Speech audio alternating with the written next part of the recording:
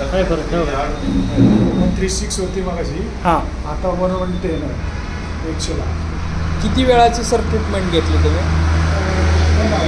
हां 1 तास. 1 तासाची, ती पण ब्रेकमध्ये घेतली?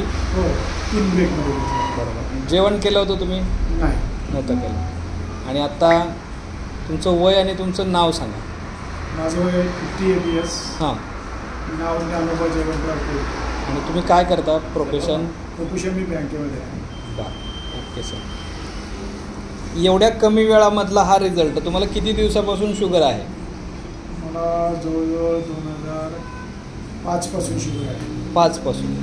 अर्ध्या तासाच्या कुठल्याही औषधाविना घेतलेल्या ट्रीटमेंटमध्ये असा रिझल्ट तुम्ही पाहिला होता का? नाही नाही, फर्स्ट टाईमच पाहिला. काय सांगाल तुम्ही? काहीतरी म्हणजे आकलनाच्या पलीकडं आहे काहीतरी, म्हणजे फारच असा उत्तम रिझल्ट मिळाला हा पाहिला. दुसऱ्या सेशनमध्ये परत पाहणं जात, परंतु सकाळी गोळ्या खाल्लेल्या होत्या. हां. दिवसभर काम केलं. हां. ती पण बसून काम आहे माझं. असं काही म्हणजे कष्टाचं काम काहीच नाही. बरोबर. एका जागेवरती बसून काम आहे. येस. त्याच्यामुळं दुपारचं जरी जेवण केलं तर डायजेस्ट होत नाही प्रॉपर. हो. आणि त्याच्यामुळे माझी साखर कमी होते. बरोबर.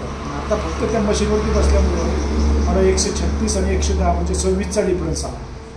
26 म्हणजे वॉकिंग करून सुद्धा तेवढी सकाळ कमी होत नाही. 4-4, 5-5 किलोमीटर वॉकिंग करू सकाळची.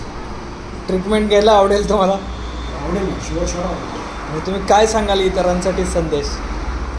की तुम्ही एकदा टेस्ट करून पाहाच. येस. अनुभवाशिवाय नाही काहीच. हीच मशीन आता डॉक्टर घेऊन बसले होते, साहेब घेऊन बसले होते आणि त्यांनी ट्रीटमेंट घेतल्यानंतर त्यांच्या हातातलं युनिट आत्ता सांगत आहे की बाबा काय रिझल्ट आहे. रोज त्यांच्याकडे युनिट ते स्वतः चेक करतात, स्वतः बघतात.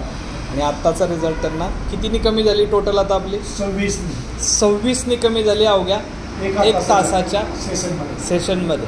जर आपण रोज अशा प्रकारची ट्रीटमेंट घेतली तर सर तुमच्या गोळ्या कमी होतील, नंतर नक्कीच बंद होतील.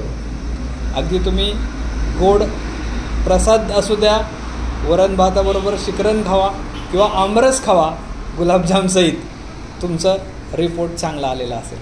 जीवनाचा खरा आनंद घेण्यासाठी तुम्ही निरोगी राहावं हीच आमच्या शुभेच्छा सर. धन्यवाद. Thank you sir.